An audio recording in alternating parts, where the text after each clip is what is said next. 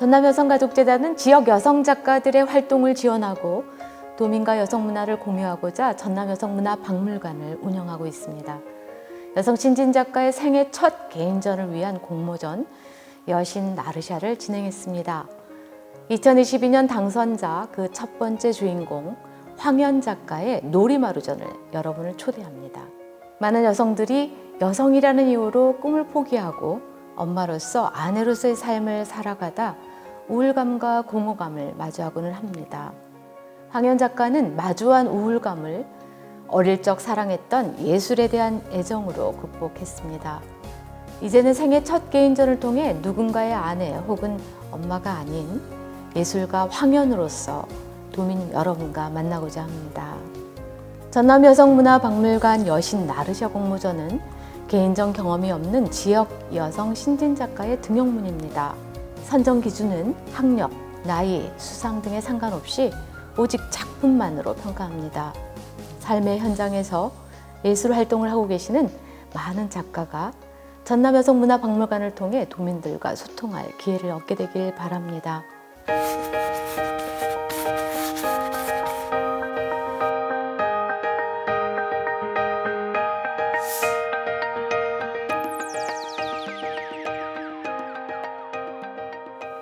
안녕하세요. 서양화 작가 황연입니다. 제가 어린 시절부터 그림을 참 좋아했고 미대를 꼭 가고 싶었는데 미대에 가면 돈이 좀 많이 든다는 그런 말이 있잖아요. 그래서 꿈을 좀 접었죠. 그리고 나서 이제 결혼해서 새 아이를 키우면서 며느리로 아내로 이제 엄마로서 그렇게 열심히 가사일을 하던 중에 어느 날 여느 때처럼 이렇게 설거지를 하고 있는데 갑자기 멍해지면서 답답한 거예요. 그래서 이게 뭔가 싶어서 설거지를 멈추고 이렇게 멍하니 있는데 이래서는 안 되겠다. 더 늦기 전에 나도 뭔가를 해봐야 된다는 그런 생각이 들었어요. 그래서 그때 당시 목포시에서 운영하는 문화교실 수채화반에 문을 두드리게 됐죠. 너무 좋았어요. 제가 좋아서 갔기 때문에 굉장히 설레는 마음이 컸고요.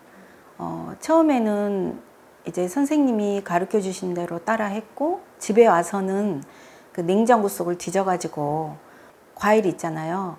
그런 거 하나씩 꺼내서 작업하고 그려보고 색깔이 안 나면 이상하다. 왜 이 사과색이 안 나오지? 하면서 또 다시 해보고 그런 것들을 했습니다.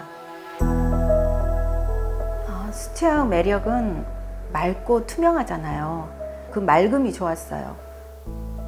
그 색과 색이 부딪히면서 이렇게 우연하게 만들어내는 그 환상성이 있거든요. 그 느낌이 너무 좋아서 매력에 빠졌던 것 같아요. 2017년, 18년 다녔거든요. 그 전에는 수채화를 오랫동안 했기 때문에 자연물을 보고 그 외부에서 그 소재를 많이 구해서 그림을 했잖아요. 근데 이제 전문적인 수업을 하다 보니까 자꾸 자기 중심으로 자기 안을 들여다보게 되고 저 안을 들여다보면서 저 안의 뭐 생각이나 무슨 감정 그런 상처들을 다 끄집어내서 작품화하는 그러면서 또 해소시키는 그런 일들이 이루어졌던 것 같아요. 전에는 이렇게 움츠려들고 상처 잘 받고 굉장히 우울해하고 그런 모습들이 있었는데 그림을 하면서 내가 하고 싶은 일을 하는 거잖아요. 그래서 더 즐거움을 찾고 제가 우선은 많이 밝아진 것 같아요.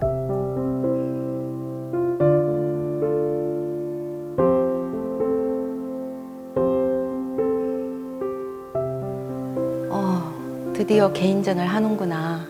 그동안 해왔던 결과물들을 이렇게 다 전시를 하고 보니까 드디어 내 작품을 더 많은 사람들에게 보여줄 수 있겠구나 싶어서 저는 저의 작품이 관객들에게 보다 친숙하게 다가가고 소통하고 또 공감할 수 있는 그런 작품이 되었으면 좋겠어요.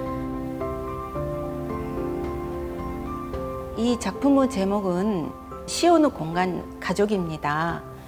시온이란 존재의 시작점을 말하죠. 저는 그래서 저와 제 아이의 시작점을 태몽으로 보았습니다. 두 아이의 태몽인 코끼리를 유화로 그린 작품인데요. 특별히 석고붕대를 이용하여 작품에 활용하였습니다. 이 석고붕대는 의료용으로 쓰이는 치료할 때 쓰이는 거잖아요. 저는 이 석고붕대를 아이의 얼굴을 감싸서 이 아이들이 커나가면서 겪게 될 어려운 고난이나 역경 이런 것들을 잘 보듬어 상처를 치유하고자 하는 의미로 석고붕대를 이용하였습니다. 그리고 아이들이 좋아하는 피아노 건반을 깔아서 즐겁게 밝게 자랐으면 하는 엄마의 마음을 담았죠.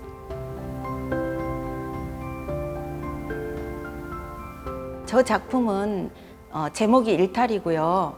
가운데 놓인 빨간 플랫슈즈는 답답한 일상을 벗어나고자 하는 저의 일탈을 상징합니다. 제가 저 작품을 한 시기가 미대에 편입한 편입생 시절이었거든요. 그때 제 마음이 굉장히 아프고 굉장히 복잡하고 어지럽더라고요. 그래서 이 혼란스러운 마음을 작품으로 제가 좀 해소를 했던 것 같아요.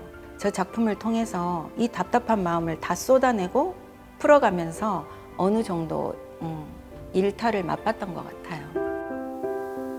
저 작품은 담다 사랑이고요.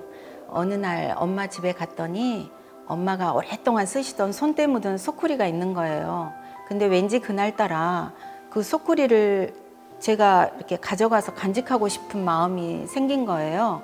소쿠리를 가져와서 그때 당시에 딸기 철이었는데 아버지가 좋아하시던 딸기를 한 소쿠리 담아서 표현을 했어요. 그 부모님의 그 따뜻한 사랑을 담아보고 싶었던 거죠. 2년 전에 아버지는 돌아가셨지만 아버지가 지금 옆에 계시다면 저 딸기 하나를 집어서 맛있다, 아따 달다라고 하실 것 같아요. 엄마의 뜰 연작인데요. 엄마의 집은 뜰이 넓어요. 엄마는 거의 호미를 들고 텃밭에서 일을 하고 계시고 아버지는 전정과일을 드시고 꽃나무를 예쁘게 치시면서 가꾸시고 계시는 모습이 지금도 눈에 선한데요.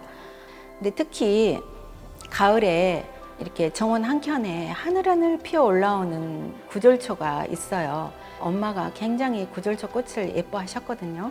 이 구절초를 작품으로 그려서 보여드리면 얼마나 즐거워하실까라는 마음에 그림으로 한번 옮겨보았습니다. 저 작품은 이밤산의 봄인데요. 아이들이 등교하고 쭉 빠져나가면 저는 집안일을 이렇게 대충 해놓고 꼭 저 산에 올라서 즐겼던 곳입니다.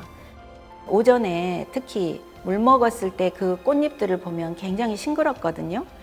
그래서 이제 가까이 보면서 관찰하면서 꽃처럼 그림 그릴 때 마음은 굉장히 이렇게 밝아져요. 화사해지고. 작은 꽃 몽우리서부터 점점 꽃잎이 열리는 그 모습을 보게 되는데 저희 아이들도 이 꽃들처럼 밝게 예쁘게 자라났으면 하는 그 엄마의 그 기도가 항상 있었던 것 같아요. 엄마의 사랑을 담아서 한번 표현해 본 작품입니다. 저 작품의 제목은 치유원입니다. 제 안의 문제를 이렇게 가만히 들여다보다 보니까 과거에 받았던 그 어떤 사람에게서 받았던 아픈 상처들이 있었던 거예요. 그래서 이제는 작품을 통해서 한번 꺼내보자. 아프지만 다시 꺼내고 한번 생각해보자 해서 그 받았던 상처를 꺼내는 작업이었던 것 같아요.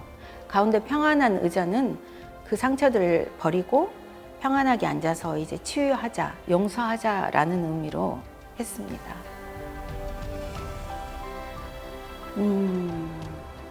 그림을 그릴 때 다른 생각이 별로 들지 않고 그냥 집중하게 돼요. 저에게 그림은 이제 평생 가야 할 저의 가장 친한 친구가 돼버렸어요. 외로울 때나 기쁠 때나 슬플 때나 항상 함께하는 저의 가장 친구 같은 존재입니다.